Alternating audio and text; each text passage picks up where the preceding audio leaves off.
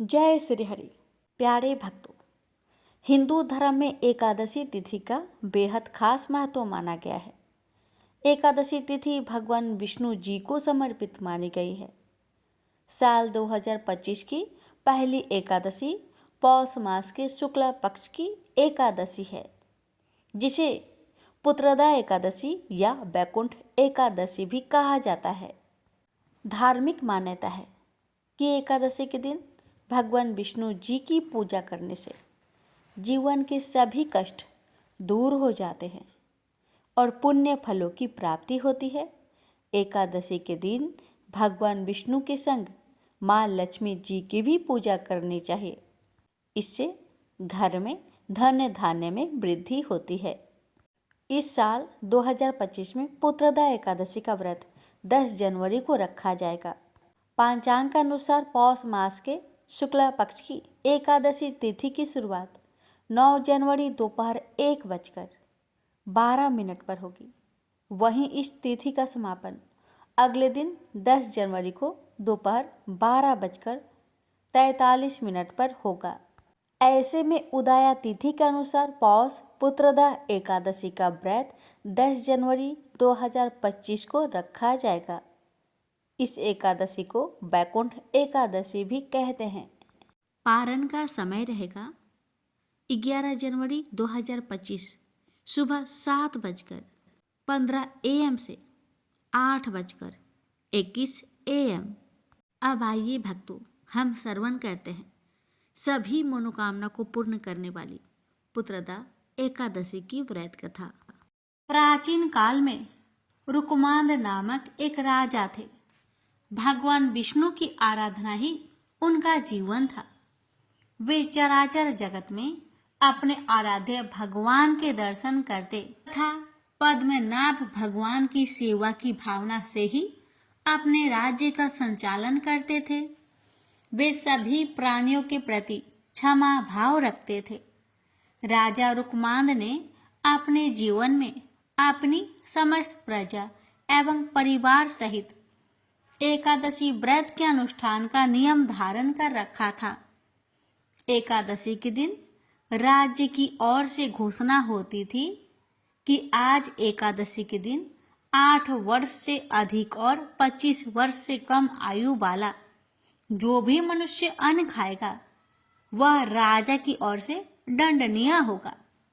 एकादशी के दिन सभी लोग गंगा स्नान एवं दान पुण्य करते थे। राजा के धर्म की ध्वजा सर्वत्र फहराने लगी। धर्म के प्रभाव से प्रजा सर्वथा सुखी एवं समृद्ध थी। राजा रुकमांद का गृहस्थ जीवन पूर्ण रूप से सुखमयी था। वे पीतांबरधारी भगवान श्री हरि की आराधना करते हुए मनुष्य लोक के उत्तम भोग भोग रहे थे। उनकी पतिव्रता पत्नी संध्यावली साक्षात भगवती लक्ष्मी का दूसरा रूप थी। वह सभी दृष्टि से पति का सुख संपादन करने में आदित्य थी। पति का सुख ही रानी संध्यावली का जीवन था। पति की सेवा वह अपने हाथों से करती थी। का पुत्र धर्मागत गुणों में अपने पिता के अनुरूप ही था। उसकी भी बुद्धि भगवान श्री हरि की चरणों में लग गई थी। वह अपने माता पिता का आज्ञाकारी था। उसमें राज्य संचालन की पूर्व योग्यता थी तथा मदिरा एवं जुआ आदि कोई दुर्व्यसन न थी। वह भी प्रजा पालक एवं प्रजा की रक्षा में सदा तत्पर रहता था। राजा रुकमांद ने अपने पुत्र धर्मागध के गुणों से प्रसन्न हो राज्य संचार का भार उसके कंधों पर देना आरंभ कर दिया। श्री विष्णु जी की आराधना एवं एकादशी व्रत के प्रभाव से राजा से समस्त प्रजा सुखी थी। मृत्यु के पश्चात सभी वैकुंठ धाम में जाने लगे। नरक के द्वार तक कोई नहीं जाता था। संपूर्ण नरक सूना हो गया। सूर्य पुत्र यमराज एवं चित्रगुप्त के लिए कोई कार्य रहा ही नहीं। जब सभी प्रजाजन वैकुंठ जाने लगे तब यमराज किन्हें दंड दे और चित्रगुप्त किनके कार्य का हिसाब रखे। अंत में ब्रह्मा जी की सभा में पहुंचे। उन्होंने ब्रह्मा जी से राजा रुकमांद के प्रभाव का वर्णन करते हुए कहा, पितामह, भगवान विष्णु की आराधना एवं एकादशी व्रत के प्रभाव से समस्त प्राणी वैकुंठ धाम को प्राप्त हो रहे हैं। नरक में कोई प्राणी नहीं आ रहा है। लंबे समय से हम लोग व्यर्थ बैठे हैं। यह सुनकर ब्रह्मा जी को अत्यंत प्रसन्नता हुई। वे मन ही मन भक्तराज रुकमांद को नमन करने लगे। ब्रह्मा जी रुकमांद की ऐसी अद्भुत महिमा को और बढ़ाना चाहते थे। उन्होंने अपने मन के संकल्प से एक अत्यंत सुंदर एवं लावण्यवती नारी को प्रकट किया। उस नारी का नाम मोहिनी था। वह संसार की सभी सुंदरियों में श्रेष्ठ व रूप वैभव से संपन्न थी। एक दिन राजा रुकमांद वन भ्रमण के लिए निकले हुए थे। उसी वन में वह मोहिनी अत्यंत मधुर वीणा बजा रही थी। उस रूप राशि को देखकर राजा रुकमांद मोहित हो गए। राजा ने मोहिनी से परिणय की याचना की। मोहिनी ने मुस्कुराते हुए एक शर्त रखी कि जिस समय पर मैं जो कहूँ आपको उसका पालन करना होगा। राजा ने मोह के वशीभूत होकर वह शर्त स्वीकार कर ली और वे मोहिनी के साथ अपनी राजधानी लौट आए। यहाँ वे मोहिनी के साथ सुख से समय व्यतीत करने लगे। युवराज धर्मागध ने शासन प्रबंध की पूर्ण योग्यता प्राप्त कर ली थी। उसने भूमंडल के सभी मंडलों को जीतकर उन पर अपना शासन जमा लिया था। अपने बहुमूल्य रत्न मणियां लाकर अपने पिता को समर्पित किए। धर्मागध के सुशासन से प्रसन्न होकर रुकमांद ने अपनी संपूर्ण शासन व्यवस्था उसे सौंप दी। योग कन्या से धर्मागध का विधि पूर्वक विवाह हुआ। ब्रह्मा जी ने मोहिनी को राजा रुकमांद की परीक्षा के लिए ही भेजा था। सुखपूर्वक बहुत समय व्यतीत होने पर एक दिन वह अवसर आ उपस्थित हुआ। रुकमांद का एकादशी व्रत निर्विघ्न चल रहा था। वह एकादशी के दिन कभी अन्न ग्रहण नहीं करते थे। सदैव की भांति वे घोषणा करा देते, मनुष्यों, तुम सब अपने वैभव के अनुसार एकादशी के दिन चक्र सुदर्शनधारी भगवान विष्णु की पूजा करो। वस्त्र उत्तम, चंदन, रोली, पुष्प, धूप दीप तथा हृदय को अत्यंत प्रिय लगने वाले सुंदर फल एवं उत्तम गंध के द्वारा भगवान श्री हरि के चरणा रविंदों की अर्चना करो। जो भगवान विष्णु का लोक प्रदान करने वाले मेरे इस धर्म सम्मत वचन का पालन नहीं करेगा, निश्चित ही उसे कठोर दंड दिया जाएगा। एक दिन मोहिनी अपने पति रुकमांद से एकादशी के दिन अन्न खाने के लिए आग्रह करने लगी। उसने हठ पूर्वक कहा कि गृहस्थ राजा जो सदैव परिश्रम करता है उसे कभी भी अन्न नहीं छोड़ना चाहिए। राजा ने मोहिनी को बहुत समझाया। उन्होंने शास्त्रों का प्रमाण देकर बताया कि एकादशी के दिन जो अन्न खाता है वह पाप का भागी और नरकगामी होता है।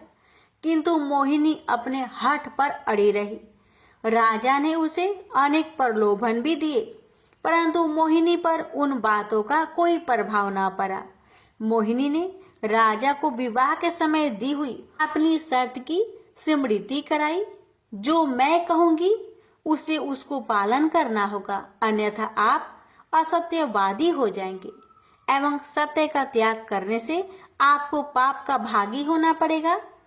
मोहिनी ने अंत में ये भी घोषणा की, यदि आप एकादशी के दिन अन्न ग्रहण नहीं करेंगे तो मैं आपको त्याग कर चली जाऊंगी।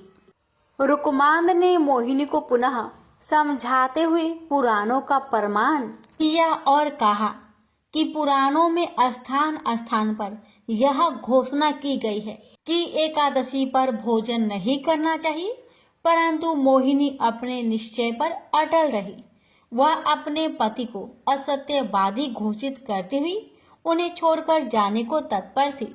इधर राजा रुकमांत मोहिनी पर आसक्त होते हुए भी एकादशी के दिन अन्न न ग्रहण करने के निश्चय पे दृढ़ थे।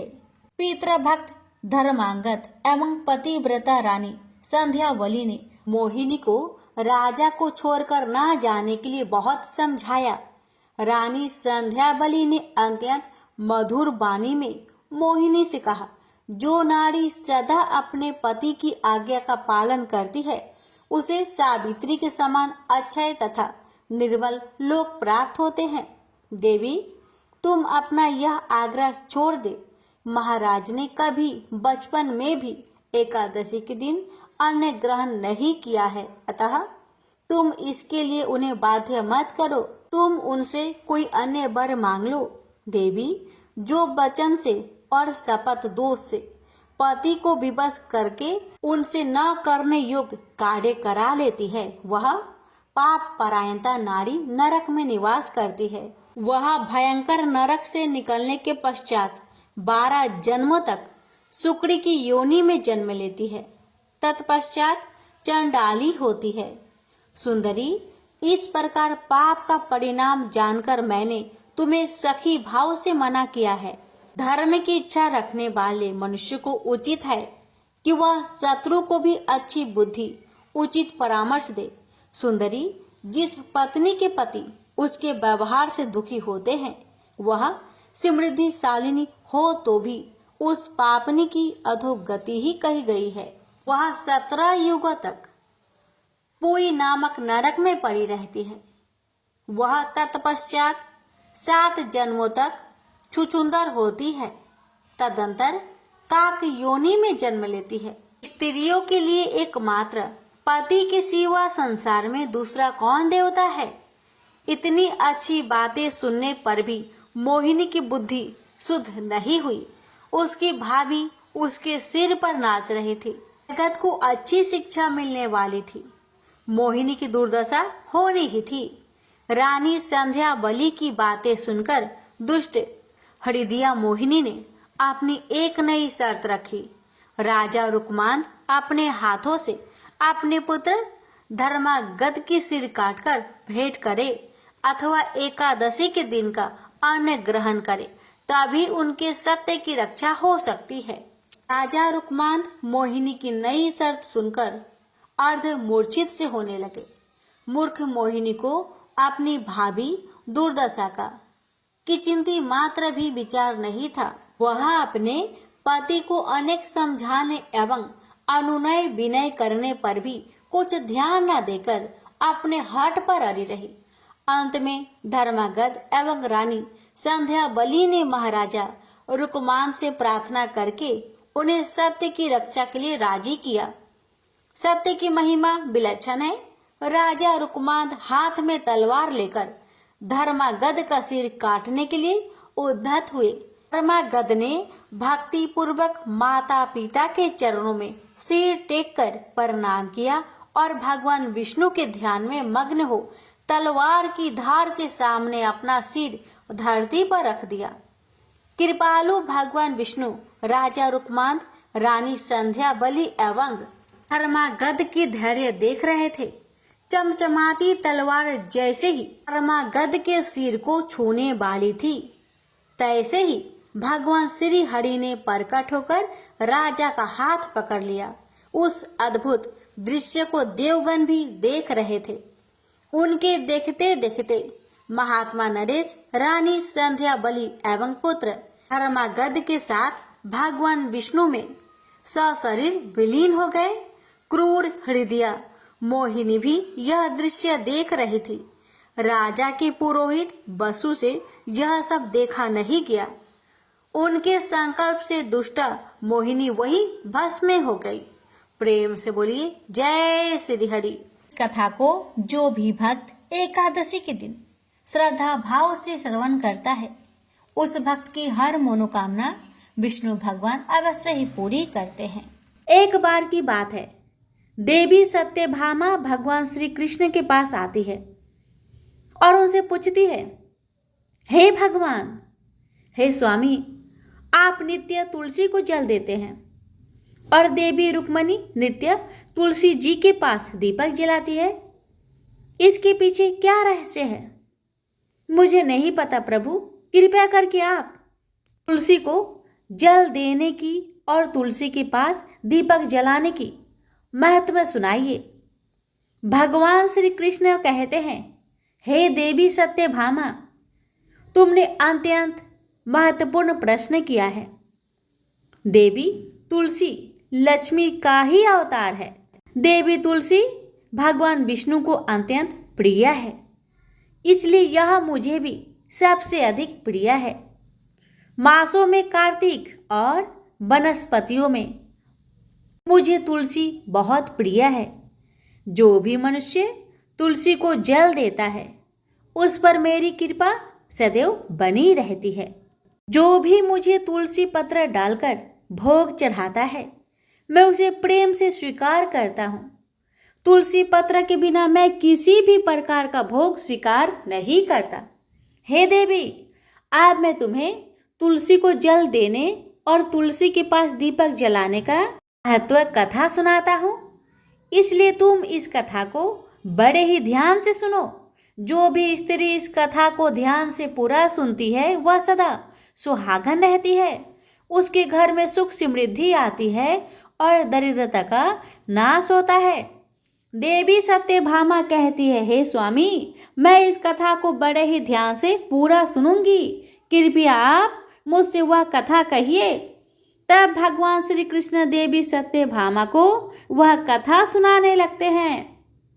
भगवान श्री कृष्ण जी कहते हैं, हे देवी, मध्य देश में श्याम शर्मा नाम का एक वैश्य अपनी पत्नी के साथ रहता था। वैश्य के पास किसी चीज की कोई कमी नहीं थी। ईश्वर की कृपा से उसके पास सब प्रकार के सुख ऐश्वर्य थे, किंतु उस वैश्य की कोई संतान नहीं थी, जिस कारण वे सदैव दुखी रहता था।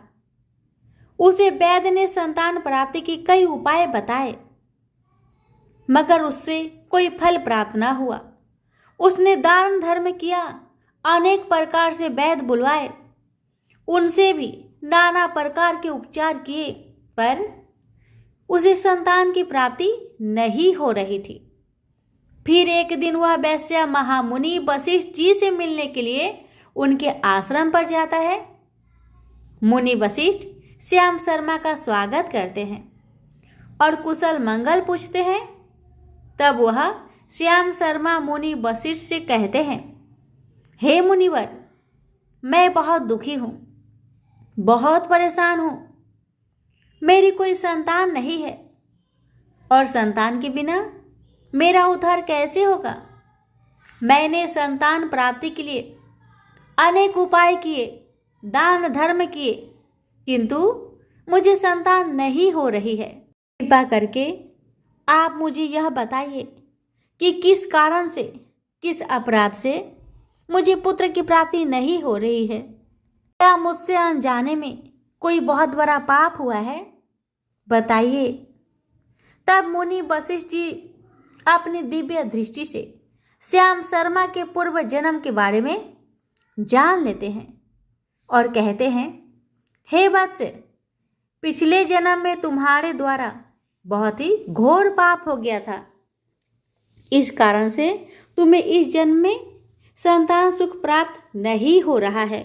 सुनकर श्याम शर्मा बड़ा दुखी हुआ, पर फिर भी श्याम शर्मा कहता है, हे मुनिवर, कृपया मुझे बताइए, पिछले जन्म में मुझसे ऐसा कौन सा पाप हुआ था और उस पाप से मुक्त होने के लिए भी मुझे कौन सा उपाय करना चाहिए? कृपा करके मुझे बताइए। वशिष्ठ जी कहते हैं, हे वत्स, पिछले जन्म में तुमने जो अपराध किया था उसके विषय में सुनो। पिछले जन्म में तुम एक अहंकारी वैश्य थे। तुम्हारा जन्म धनवान कुटुंब में हुआ था। तुमने पिछले जन्म में एक गाय को अत्यंत दुख दिया था। एक दिन एक गाय भूख और प्यास से व्याकुल होकर तुम्हारे द्वार पर आई थी, किंतु तुमने उस गाय को न रोटी खिलाई, न चारा खिलाया और न ही उसे जलपान कराया। तुमने बड़ी ही निर्दयता से उस गाय को अपमानित करके घर से निकाल दिया उस गाय ने अभी अभी बछड़े को जन्म दिया था और भूख से व्याकुल होने के कारण वह गाय वहीं पर मूर्छित होकर गिर पड़ी और उस दिन वह अपने बछड़े को दूध नहीं पिला पाई। इसलिए इस गाय ने तुम्हें श्राप दे दिया था। इस गाय के श्राप के कारण तुम्हारी ऐसी दुर्दशा हो रही है। उस गाय के श्राप के कारण तुम्हें इस जन्म में संतान नहीं हो पा रही। वशिष्ठ जी की बात सुनकर उसे बड़ा दुख हुआ और वह स्वयं को कोसने लगा और कहने लगा, हाय, मैंने ये क्या कर दिया। एक बेचारी दुखी गौ माता की सेवा नहीं की। मैंने बहुत बड़ा गुनाह किया है और उसी का दंड मुझे भोगना पड़ रहा है। श्याम शर्मा वशिष्ठ जी से कहता है, हे मुनिवर, मुझसे बहुत बड़ा अपराध हुआ है। अब मैं इस पाप का प्रायश्चित कैसे करूं? क्या करूं? कृपया आप ही मुझे मार्गदर्शन दीजिए।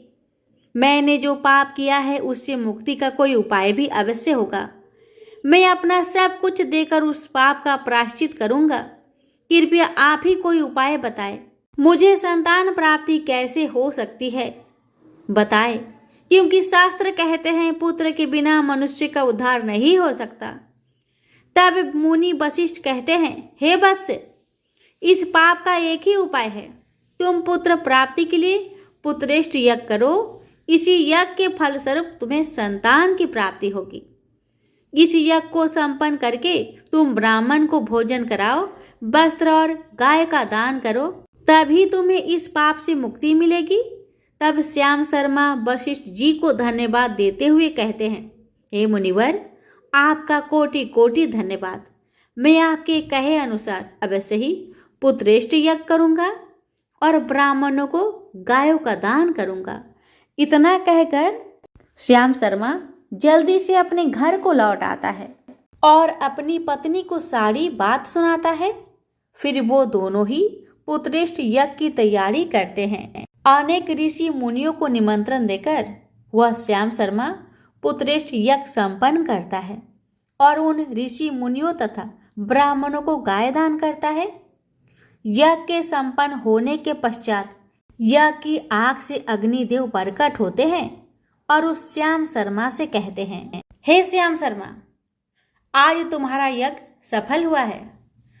तुमने पुत्र प्राप्ति के लिए यह यज्ञ किया था, इसलिए तुम्हें मेरी कृपा से एक पुत्र की प्राप्ति होगी, किंतु तुम्हारे पुत्र की आयु केवल 18 वर्ष की ही होगी और 18 वर्ष समाप्त होने के पश्चात तुम्हारा पुत्र की मृत्यु हो जाएगी। इतना कहकर अग्निदेव अंतर्ध्यान हो जाते हैं। पुत्रेष्ठ यज्ञ करके और अग्निदेव से पुत्र का वरदान प्राप्त करके वह श्याम शर्मा बहुत प्रसन्न तो हुआ, किंतु उसे बड़ा दुख भी हुआ। श्याम शर्मा ने सोचा, पुत्र न होने से अच्छा है कम आयु वाला पुत्र ही ठीक है। फिर वह पहले की तरह अपने काम में लगा रहा। कुछ ही दिनों पश्चात उसकी पत्नी ने गर्भ धारण किया। श्याम शर्मा ने पुत्र के जन्म से पूर्व किए जाने वाले सभी संस्कार किया और फिर उसे एक अत्यंत सुंदर पुत्र की प्राप्ति हुई। वह बालक बड़ा ही तेजस्वी दिखाई पड़ रहा था। श्याम शर्मा ने पुत्र के जन्म के बाद किए जाने वाले भी सभी संस्कार किया और पुत्र को गुरुकुल में शिक्षा प्रदान की। श्याम शर्मा का पुत्र जैसे जैसे बड़ा होने लगा, श्याम शर्मा को बहुत अधिक चिंता सताने लगी। फिर जब उसका पुत्र 16 वर्ष का हुआ तो श्याम शर्मा की पत्नी ने उससे कहा, अब हमें अपने पुत्र का विवाह कर देना चाहिए। हमारा पुत्र अब विवाह के योग्य हो गया है। श्याम शर्मा ने कहा, हे प्रिय, विधि के विधान के अनुसार हमारे पुत्र की आयु केवल 18 वर्ष की ही है।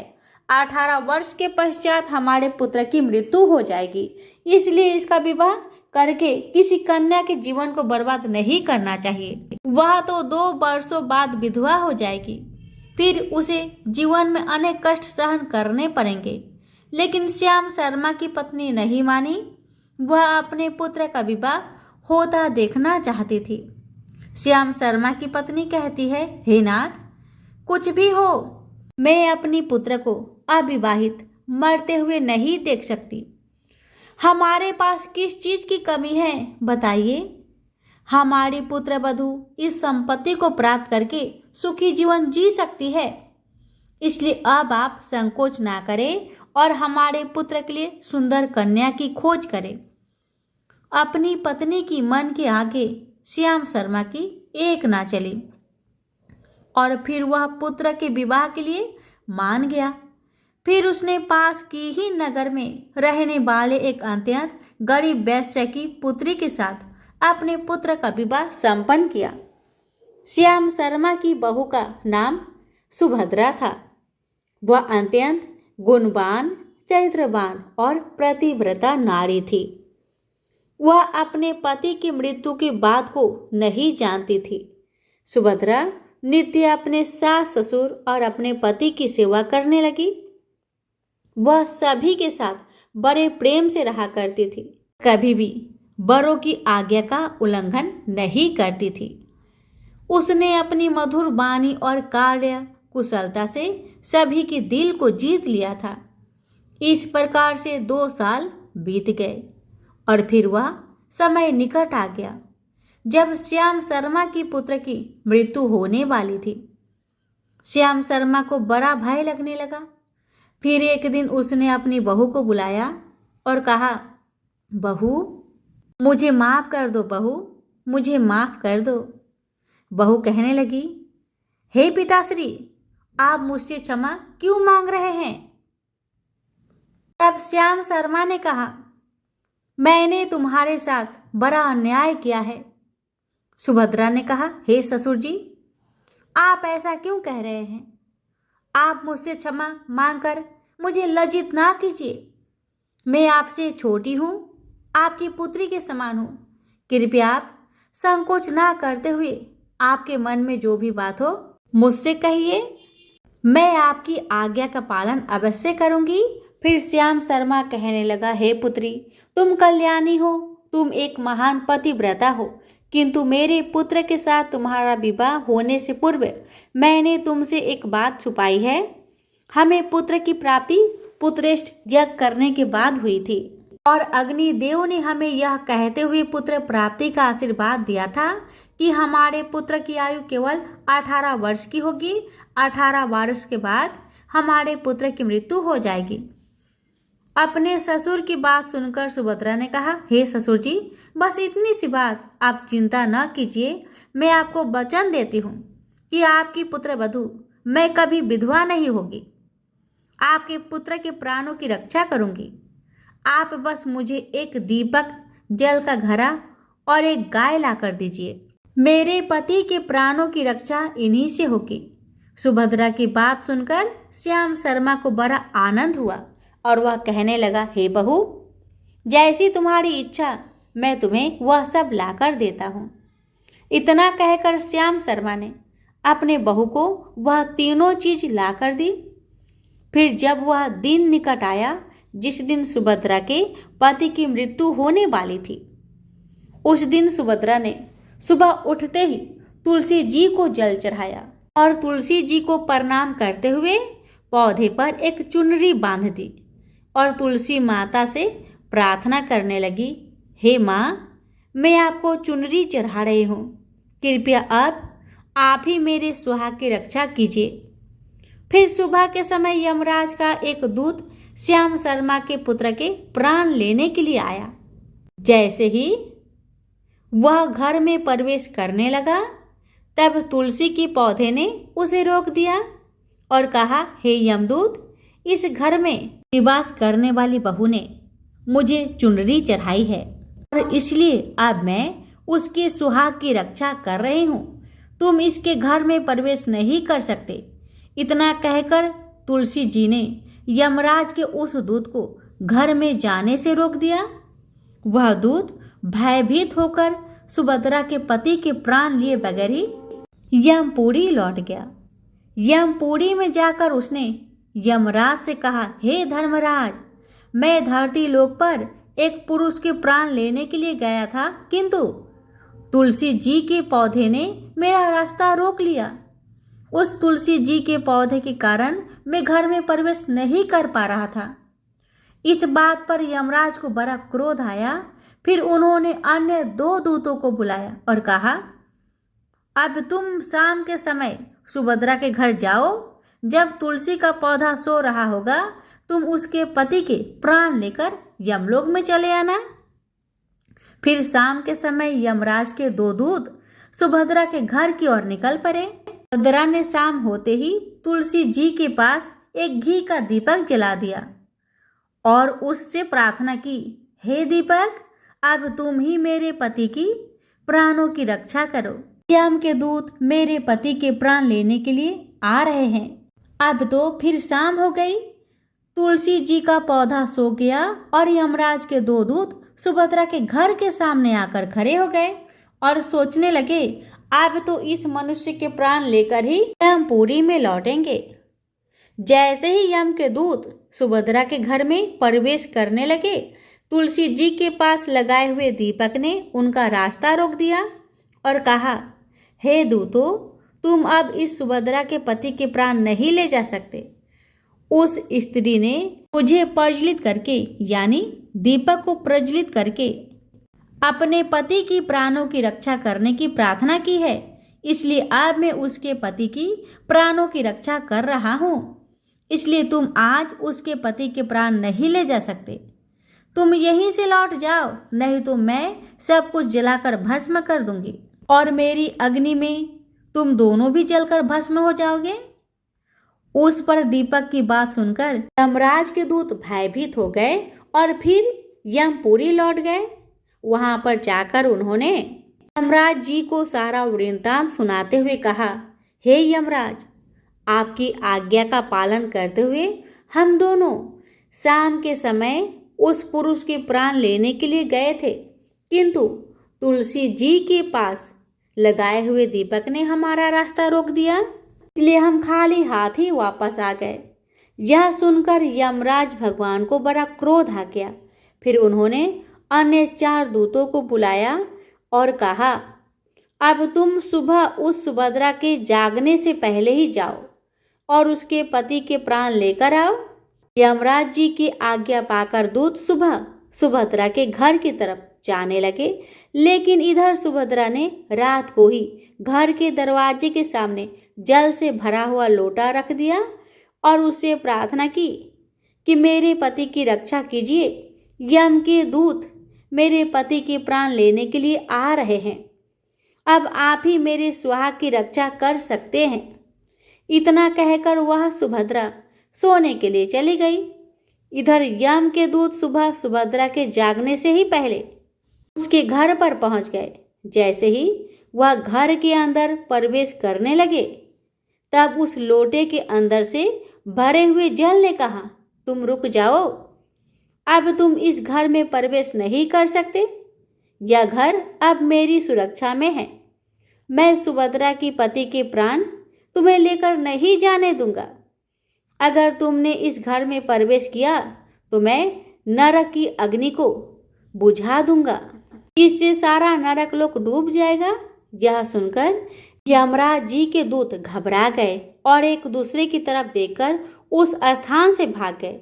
वे सभी यम के दूत यमराज जी के पास लौट गए और उनसे कहने लगे, हे धर्मराज जी, आपकी आज्ञा का पालन करने के लिए हम चारों सुबह सुभद्रा के जागने से पहले ही उसके पति के प्राण लेने के लिए पहुंच गए थे, किंतु सुभद्रा के घर के बाहर रखे हुए जल के लोटे ने हमारा मार्ग रोक लिया और इसी कारण से हम उसके घर में प्रवेश नहीं कर सके।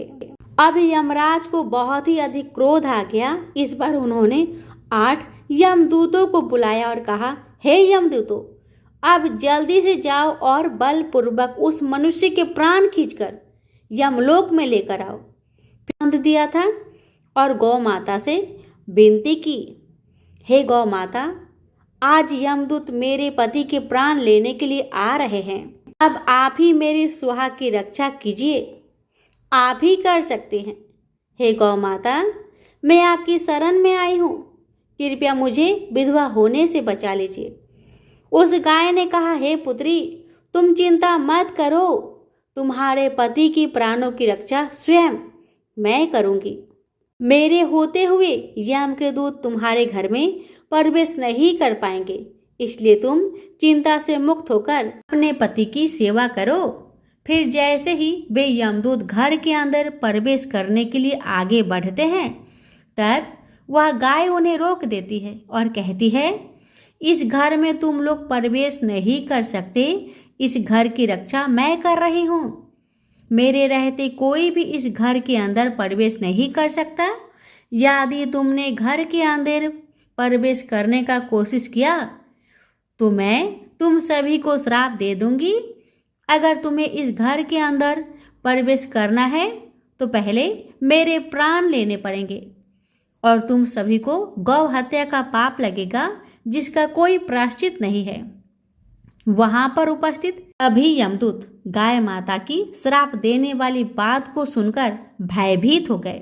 वे जानते थे कि गाय के द्वारा दिए गए श्राप से कोई मुक्त नहीं कर सकता और गौ हत्या तो संसार का सबसे बड़ा अपराध है, महापाप है, जिसका कोई भी प्रायश्चित नहीं है। इसलिए वे सभी वहां से खाली हाथ लौटकर यमराज जी के पास चले गए। यमपुरी में जाकर उन यमदूतों ने यमराज को सारा वृत्तांत सुनाते हुए कहा, हे धर्मराज जी, उस सुभद्रा के पति की प्राणों की रक्षा एक गाय माता कर रही है। उस गाय ने हमें श्राप देने की बात कही है, इसलिए हम सभी डरकर आपके पास लौट आए हैं। हम में गाय का सामना करने की शक्ति नहीं है। उन यमदूतों की बात सुनकर यमराज आग बबूला हो गए और स्वयं भैंस पर सवार होकर स्वयं पृथ्वी लोक की ओर निकल पड़े। अब आके होता है ये, यमराज जी अपने भैंस पर सवार होकर उस सुभद्रा के घर के पास चले आते हैं।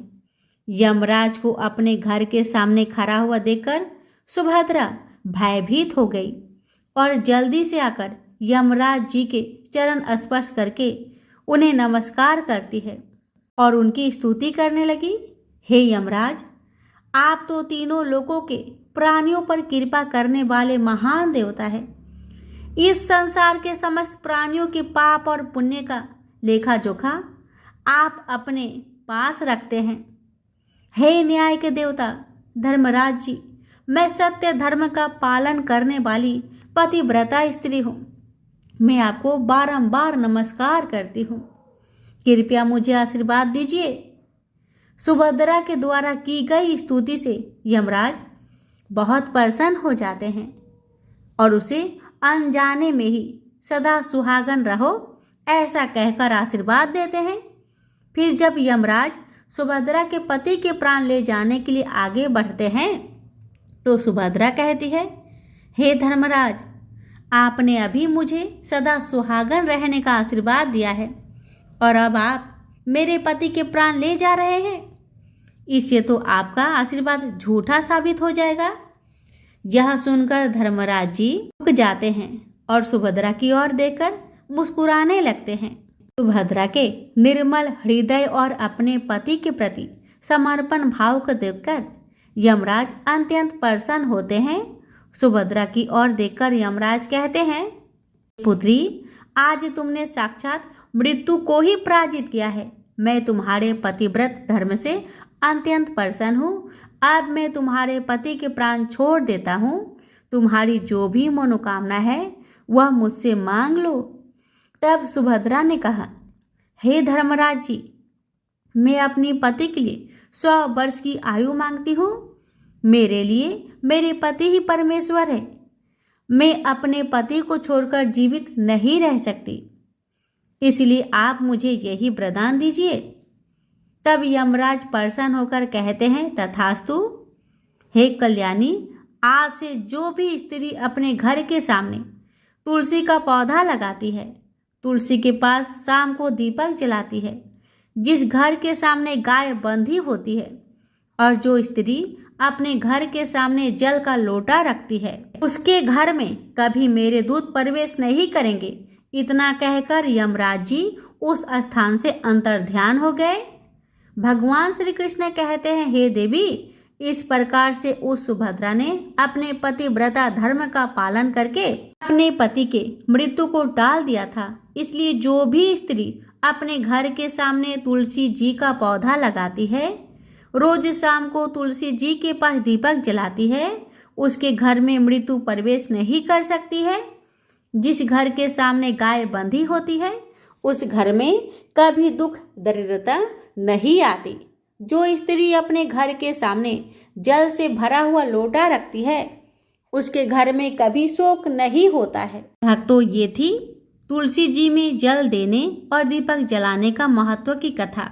ये भगवान श्री कृष्ण ने देवी सत्यभामा को सुनाए। प्रेम से बोलिए हरे कृष्णा। यह कहानी है बरसाना की, जहाँ रासेश्वरी श्री राधा रानी जी का जन्म हुआ था। बरसाना में श्री राधा जी का एक मंदिर है जिसके पास एक सेठ जी रहा करते थे। सेठ जी बहुत ही संपन्न थे। उनके पास सब कुछ था। आलीशान दुकान था, भव्य भवन था, 3 बेटे थे और तीनों बेटे शादीशुदा थे, इसलिए उनके 3 बहुएं भी थी। सेठ जी यूं तो हर तरीके से संपन्न थे, लेकिन फिर भी उनके मन में बड़ा दुख था। उन्हें हमेशा लगता था कि काश उनकी एक पुत्री भी होती। उन्हें लगता था कि अगर उनकी एक पुत्री होती तो वे अपनी मन की सारी बात अपने बिटिया रानी को बताते और बिटिया को बहुत दुलार करते। कुछ समय पहले सेठ जी की पत्नी का देहांत हो गया था, इसलिए सेठ जी बहुत अकेलापन महसूस करते थे। सेठ जी हमेशा अपने घर के पास स्थित मंदिर में श्री राधा रानी जी के दर्शन करने जाया करते थे। एक दिन जब सेठ जी मंदिर में श्री राधा रानी जी के दर्शन करने गए, उस दिन मंदिर में एक संत जी पधारे थे। सेठ जी को कुछ उदास देख संत जी ने सेठ जी से पूछा, हे बेटा, तुम इतने उदास क्यों हो? सेठ जी बोले, महाराज क्या बताऊं, मेरी पत्नी का देहांत हो गया है।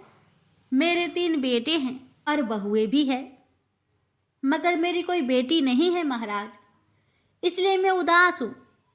संत जी मुस्कुराए और बोले, यदि जीवन में किसी का अभाव है तो उसकी जगह भगवान को बैठा लेना चाहिए। सेठ जी बोले, महाराज मेरे तो कोई बेटी नहीं है, तो मुझे क्या करना चाहिए बताइए। संत जी बोले, अरे सेठ, जब तुम्हें बरसाने में बास मिला है तो तुम बरसाने की बेटी श्री राधा जी को ही अपनी बेटी क्यों नहीं मान लेते? उन्हीं को बेटी मान लो। संत की यह बात सेठ जी को बहुत पसंद आई। उसी दिन सेठ जी ने श्री राधा जी का एक बड़ा चित्र मंगवाया और उसे अपने कमरे में लगा लिया। अब तो सेठ जी का जीवन ही बदल गया। वे उठते बैठते सोते जागते श्री राधा जी को अपनी बेटी मानकर उनसे बातें करते, उन्हें अपनी मन की सारी बात बताया करते। सेठ को अपनी पुत्री राधा जी को हर बात बताने में बहुत आनंद आता था। सेठ जी की राधा जी में ऐसी लगन लगी कि जब वे दुकान भी जाते तो श्री राधा रानी को भोग लगाकर प्रसाद पाकर ही जाते थे। शाम को लौटते तो राधा रानी जी को प्रणाम करते, उनसे बातें करते और भोग लगाकर फिर प्रसाद ग्रहण करते और हर समय श्री राधे राधे सा कीर्तन किया करते थे और हर समय प्रसन्नचित रहा करते थे।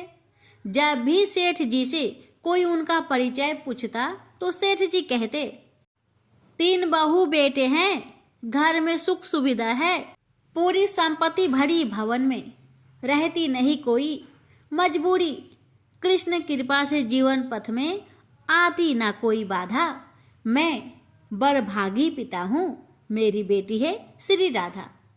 एक दिन सेठ जी के घर में चूड़ी पहनाने वाली मणिहारिन आई। तीनों बहुओं ने बारी बारी से जाकर मणिहारन से चूड़ियां पहन ली। श्री राधा जी को लगा कि आज हमारे पिता के घर में चूड़ी पहनाने वाली आई है, तो मैं भी जाकर चूड़ियां पहन लेती हूँ। जैसे ही तीनों बहुएं चूड़ियां पहनकर गई, श्री राधा जी प्रकट हो गई। मणिहारिन ने जब राधा जी का स्वरूप देखा तो वह उन्हें देखते ही रह गई। राधा जी बोली, मुझे भी चूड़ी पहनाओ। मणिहारिन ने समझा इनके घर में कोई मेहमान आया होगा। यह सोचकर मणिहारिन ने राधा जी को भी चूड़ियां पहना दी।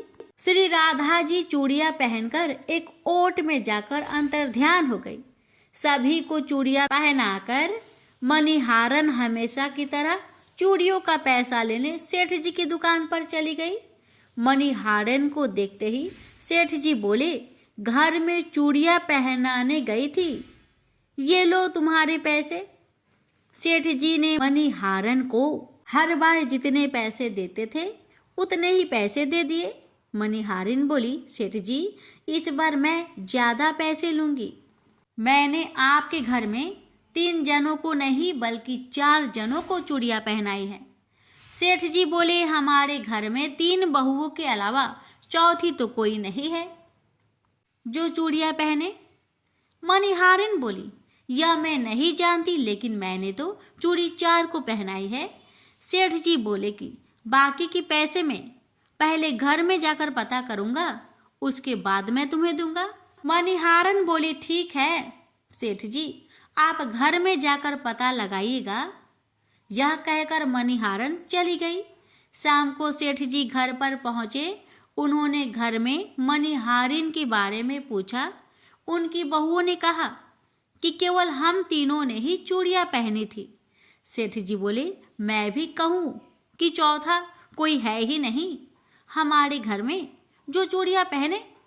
इस प्रकार सेठ जी यह बात भूल गए और अपने नित्य काम में लग गए। सेठ जी राधा राधा बोलते बोलते श्री राधा जी को प्रसाद का भोग लगाकर भोजन करके सो गए। जब सेठ जी को नींद आ गई तो उनके स्वप्न में श्री राधा जी प्रकट हो गई। राधा जी बहुत उदास थे, उनके आंखों में आंसू थे। सेठ जी ने पूछा, बेटी उदास क्यों हो? श्री राधा जी बोली, आज मेरा मन बहुत दुखी है। मैंने आज अपने पिता का घर समझकर यहाँ उस मणिहारन से चूड़ियां पहनी थी, परंतु पिताजी आपने उस मणिहारन को मेरी चूड़ियों का मोल नहीं चुकाया। पिताजी आपने मुझे बेटी तो बना लिया, परंतु आपको मेरी याद नहीं आई, आपने मुझे भुला दिया, इससे मैं बहुत दुखी हूँ। यह सुनकर सेठ जी सपने में ही रोते हुए बोले, बेटी मुझे क्षमा कर दो, मुझसे बहुत बड़ी भूल हो गई। सेठ जी तुरंत नींद में से उठ बैठे, उनकी आंखों में आंसू आ रहे थे। सेठ जी ने तुरंत तिजोरी में से पैसे निकाले और मणिहारन के घर की तरफ चल दिए। सेठ जी ने मणिहारिन के घर का दरवाजा खटखटाया। मणिहारिन ने दरवाजा खोला। सेठ जी आप इतनी रात को? सेठ जी को अपने घर पर देखकर मणिहारन चौंक गई। सेठ जी के नेत्रों में आंसू भरे थे। सेठ जी बोले, तुम्हारे जैसा बड़भागी कोई नहीं है। मणिहारिन बोली, सेठ जी क्या हुआ? सेठ जी बोले, मैंने राधा जी को अपनी बेटी बनाया, परंतु मैंने उन्हें कभी अपने नेत्रों से नहीं देखा, लेकिन तुमने आज उन्हीं राधा जी को अपने हाथों से चूड़ियां पहनाई है। आज तुम्हारे जितना भाग्यशाली इस धरती पर कोई नहीं है।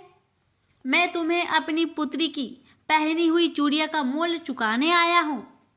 यह कहकर सेठ जी ने रुपए से भरी थैली मणिहारिन के सामने रख दी और कहा, इसमें से जो भी लेना हो वो ले लो।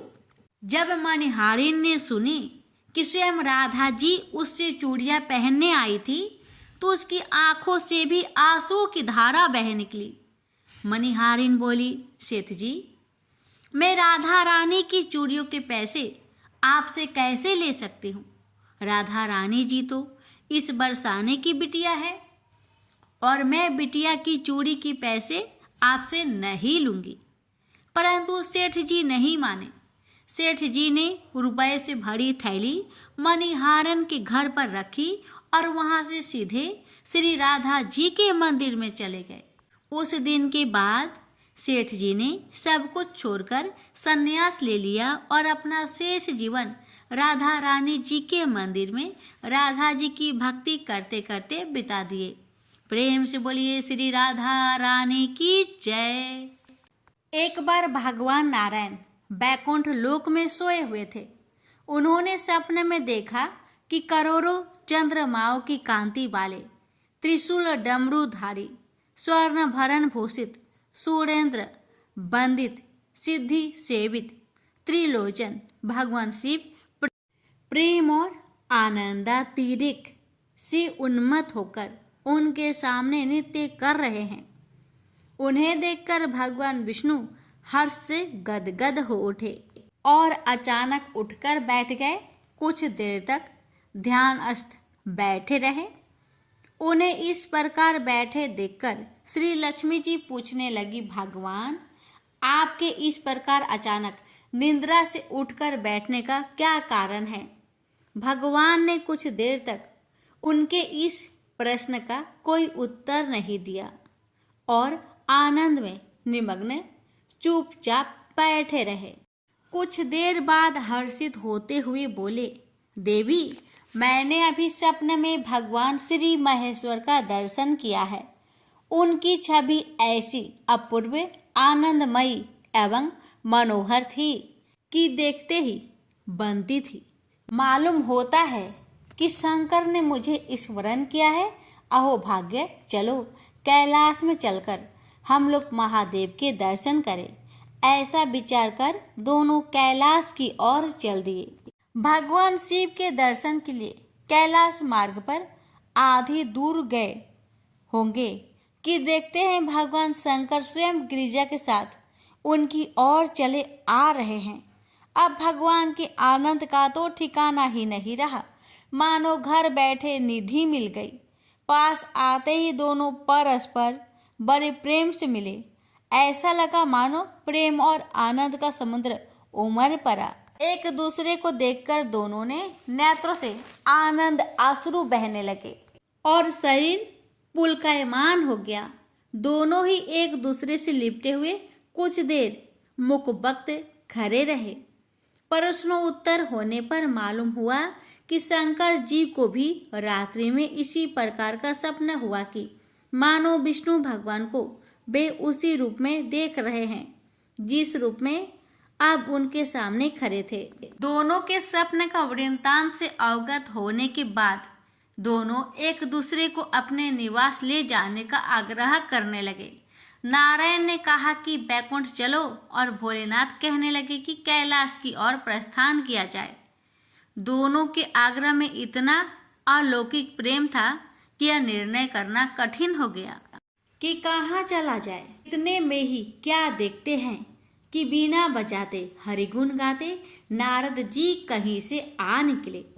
बस फिर क्या था, लगे दोनों उनसे निर्णय कराने कि कहाँ चला जाए। बेचारे नारद जी तो स्वयं परेशान थे उस अलौकिक मिलन को देखकर। वे तो स्वयं अपनी शुद्ध बुद्ध भूल गए और लगे मस्त होकर दोनों का गुणगान करने। अब निर्णय कौन करे? अंत में यह तय हुआ कि भगवती उमा जो कह दे वही ठीक है। भगवती उमा पहले तो कुछ देर चुप रही।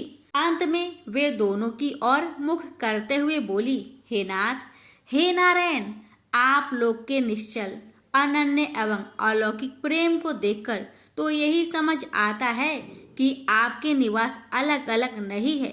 जो कैलाश है वही बैकुंठ है और जो बैकुंठ है वही कैलाश है। केवल नाम में ही भेद है। यही नहीं, मुझे तो ऐसा प्रतीत होता है कि आपकी आत्मा भी एक ही है, केवल शरीर देखने में दो है। और तो और मुझे तो स्पष्ट लग रहा है कि आपकी भार्याएं भी एक ही हैं। जो मैं हूँ वही लक्ष्मी है और जो लक्ष्मी है वही मैं हूँ। केवल इतना ही नहीं, मेरी तो अब यह दृढ़ धारणा हो गई है कि आप लोगों में से एक के प्रति जो देश करता है वह मानो दूसरे के प्रति ही करता है। एक की जो पूजा करता है वह मानो दूसरे की भी पूजा करता है। मैं तो तय समझती हूँ कि आप दोनों में जो भेद मानता है उसका चिरकाल तक घोर पतन होता है। मैं देखती हूँ कि आप मुझे इस प्रसंग में अपना मध्य स्थल बनाकर मानो मेरी प्रवचना कर रहे हैं, मुझे असमंजस में डाल रहे हैं, मुझे भुला रहे हैं। अब मेरी यह प्रार्थना है कि आप लोग दोनों ही अपने अपने लोक को पधारिए। श्री विष्णु यह समझे कि हम शिव रूप में बैकुंठ जा रहे हैं और महेश्वर यह माने कि हम विष्णु रूप में कैलाश गमन कर रहे हैं। इस उत्तर को सुनकर दोनों परम प्रसन्न हुए और भगवती उमा की प्रशंसा करते हुए दोनों ने एक दूसरे को प्रणाम किया और अत्यंत हर्षित होकर अपने अपने लोक को प्रस्थान किया। लौटकर जब श्री विष्णु बैकुंठ पहुँचे तो श्री लक्ष्मी जी ने उनसे प्रश्न किया, हे प्रभु, आपको सबसे अधिक प्रिय कौन है? भगवान बोले, प्रिय, मेरी प्रियतम केवल श्री शंकर है। देहधारियों को अपने देह की भांति वे मुझे अकारण ही प्रिय है। एक बार मैं और श्री शंकर दोनों पृथ्वी पर घूमने निकले। मैं अपने प्रियतम की खोज में इस आशय से निकला कि मेरी ही तरह जो अपने प्रियतम की खोज में देश देशांतर में भटक रहा होगा, वही मुझे अकारण प्रिय होगा। थोड़ी देर के बाद मेरी श्री शंकर जी से भेंट हो गई। वास्तव में मैं ही जनार्दन हूँ और मैं ही महादेव हूँ। अलग अलग दो घरों में रखे हुए जल की भांति मुझ में और उनमें कोई अंतर नहीं है। शंकर जी के अतिरिक्त शिव की चर्चा करने वाला शिव भक्त भी मुझे अत्यंत प्रिय है। इसके विपरीत जो शिव की पूजा नहीं करते वे मुझे कदापि प्रिय नहीं हो सकते। इस तरह जो शिव की पूजा करता है वह बैकुंठवासी विष्णु को भी स्वीकार है और जो श्री विष्णु की वंदना करता है वह त्रिपुरारी को भी मान लेता है। प्रेम से बोलिए हर हर महादेव। माता पार्वती की जय। लक्ष्मीपति विष्णु भगवान की जय।